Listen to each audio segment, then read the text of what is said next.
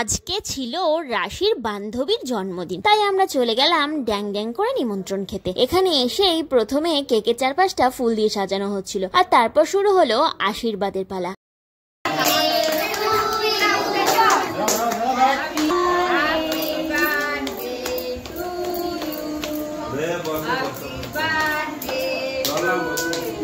মোমবাতি নেভানো আর কেক কাটা দিয়েই শেষ হলো জন্মদিনের অনুষ্ঠান। এরপরে খাওয়া দাওয়ার পালা। আমরা বসে পড়লাম খাবার খেতে, সবাই গোল করে বসে পড়েছি। আর এরপরে চলে এলো প্রথমেই কেক, আর তারপর আমরা কেকটা খেয়ে নিলাম। চলে এলো লুচি আর কাবলি ছোলার তরকারি।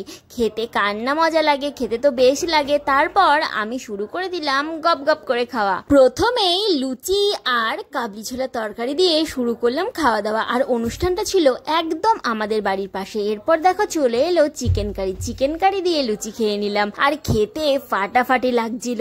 আমার দুটোই লেগ পিস পড়েছিল, আর প্রথমেই একটা লেগ পিস নিয়ে খেয়ে নিলাম গপ করে, আর খেতে বেশ লাগছিল। এরপরেই চলে এলো পায়েসটা খেয়ে নিলাম, আর সবশেষে রসগোল্লা খেয়ে চলে এলাম বাড়ি। ছোট ভিডিওগুলো কেমন লাগছে জানিও।